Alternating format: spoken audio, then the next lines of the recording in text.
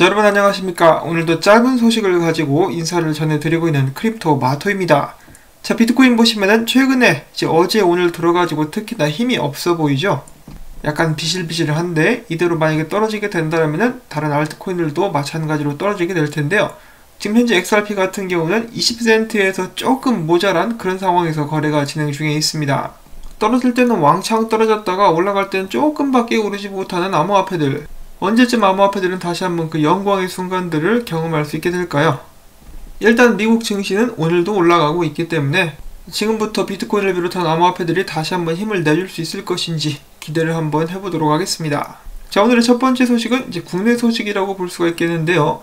가상자산 예치 서비스를 제공하는 불닥스 인터내셔널에서 빗썸 회원을 대상으로 비트코인과 XRP 가상자산 예치 서비스를 제공한 가운데 비트코인과 XRP 상품이 각각 2시간, 그리고 XRP는 40분 만에 마감됐다라고 합니다. 이 상품 같은 경우는 30일 만기였고요. XRP 같은 경우 약정이율이 연 7%였었다라고 합니다.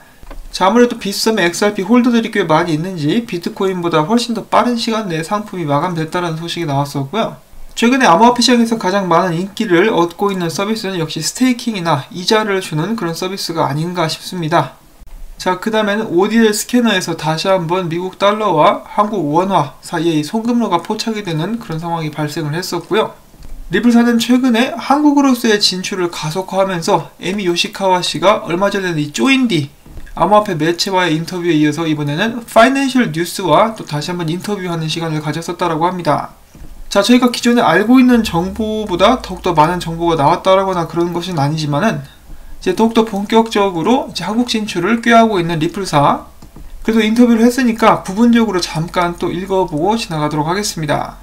블록체인 기반 글로벌 결제 기업 리플이 코인원 등 한국 핀테크 업체들과 손잡고 아시아 시장 공략을 강화하고 있다. 리플넷의 코인원, 센트비, 한패스 등이 합류를 하면서 리플과 한국 핀테크 스타트업들이 상호 시너지 극대화에 나선 것이다. 자, 대한민국 정부의 허가를 받은 소액 해외 송금어 업체인 코인원 자회사인 코인원 트랜스퍼, 센트비, 한패스 등 한국 핀테크 업체들은 리플넷을 통해 원화 기반 해외 송금 국가들을 늘리고 블록체인 기술력을 높일 수 있는 기반을 확보하게 됐다.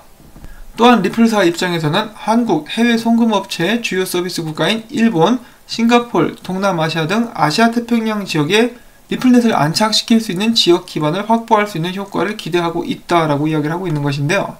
한 가지 흥미로운 것은 총 8개 한국 기업이 리플넷에 합류했다라고 하는데 8개나 되나라는 생각이 들었습니다.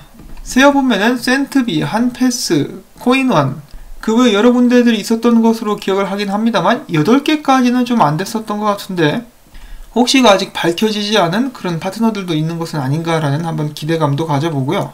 이 조인디와는 다르게 이제 굉장히 긍정적인 부분을 이 파이낸셜 뉴스에서는 담고 있었는데, 코인원 트랜스퍼 같은 경우는 리플넷에 합류한 후에 일반 은행보다 수수료를 90% 가까이 줄인 것으로 나타났다라고 이렇게 긍정적인 부분도 설명을 해주고 있습니다. 또한 센트비 같은 경우 리플넷에 합류하면서 몇 초 만에 송금 및 결제 서비스를 할 수 있게 됐다는 설명도 덧붙였다라고 하는 것인데요. 기존에 송금을 많이 하는 개인이라든지 사업자들 같은 경우는 이런 정보들에 대해서 꽤 많은 관심을 갖게 되지 않을까 싶습니다. 그 다음에 마지막으로 에미 요시카와 씨는 이렇게 이야기를 했다고 합니다. 한국 역시 내년 3월 가상자산 사업과 관련된 법이 시행된다는 점에서 기술 혁신과 투자자 보호 사이에서 균형을 이루는 형태로 건전한 블록체인 가상자산 산업이 만들어질 수 있도록 논의가 이루어져야 된다라고 이야기를 한 것인데요. 암호화폐가 제도권에 들어오게 되면서 리플사가 가장 바라는 것은 아무래도 이것이겠죠. 자, 한국에도 8군데나 되는 파트너십들이 이미 존재를 하고 있고 아시아 쪽에 특히 굉장히 많은 송금이 이루어지고 있는데, 동아시아 쪽에서 많은 발전을 꾀하고 있는 리플사가 한국에서 ODL을 활용할 수 있다라면은 네트워크를 발전시켜 나가는데 정말 큰 힘을 받을 수가 있겠죠. 한국 정부도 이제 점점 이 암호화폐에 대해서 마음의 문을 열어가고 있는 과정에 있기 때문에 하루빨리 암호화폐를 송금에 사용할 수 있는 그런 방안에 대해서 허가를 내려줄 수 있기를 한번 바라봅니다. 이미 논의가 되고 있는지는 모르겠는데 지금 총선 때문에 한국은 정신이 없죠. 4월 후에 발전된 그런 업데이트 소식을 한번 기대를 해보도록 하겠고요. 자, 그 다음에 리플사와는 직접적으로 연관은 없겠지만 영국의 중앙은행이 최근에 이런 발언을 했다고 합니다. CBDC 국가 발행 디지털 화폐에 관해 가지고 민간 기업이 참여를 할 가능성이 있다. 자, 최근에는 프랑스 중앙은행에서 XRP와 이더리움 기술 사용을 테스트하고 있다라고 발표를 해가지고 화제가 됐었는데요. 영국 중앙은행, 여러분들도 아시다시피 제가 방송에서 여러 번 강조를 했었죠. 리플사의 고객입니다. 그렇기 때문에 영국 중앙은행에서 발표를 하는 것들은 더욱더 관심이 갈 수밖에 없겠는데요. 영국 중앙은행 분석가들은 이제 전일 웹 세미나를 통해서 민간 기업들이 영국 중앙은행의 12대시 발행과 유통에서 큰 역할을 맡게 될 수도 있는 분명한 가능성을 언급했다라고 하는 것인데요. CBDC 분석가 벤 다이슨 씨는 영국 중앙은행의 기존 입장은 누군가가 비트코인 등 암호화폐 기술을 개선해서 통화의 질을 더 잘 충족시킬 수 있는 무언가를 창조하는 것이 불가능함을 의미하는 것은 아니다라는 설명을 남겼다라고 하는데, 말을 좀 약간 이해하기 어렵게 만들어 놨네요. 자, 그 다음에 그는 이어서 이렇게 말을 했는데, 우리는 지난 1년간 규모가 큰 기술 기업들로부터 예를 들면 안정적 화폐로 보다 잘 기능할 가능성이 있는 결제 시스템과 암호화폐 자산 구축에 관한 제안들을 목격했다라고 하는 것인데요. 그가 방금 전에 언급을 했었던 기술 기업들 중에 하나는 반드시 리플사가 들어갈 수가 있겠죠.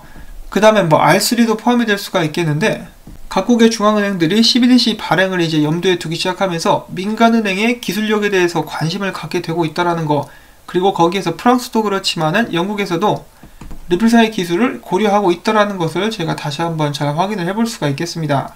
자, 물론 기술을 고려한다라는 것이 구체적으로 XRP에 어떤 도움이 될지는 저희들로서는 아직 알 수가 없죠.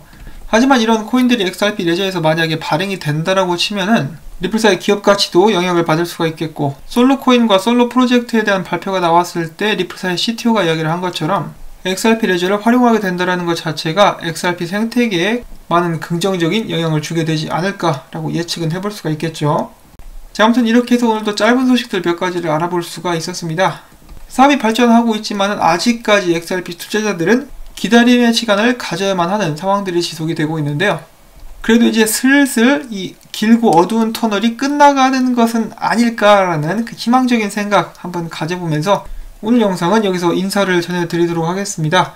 언제나 그렇지만은 혹시라도 영상에 광고가 나오게 되면 시청 꼭 부탁을 전해드리면서 오늘 행복하고 즐거운 금요일 보내실 수 있기를 바랍니다. 안녕히 계십시오.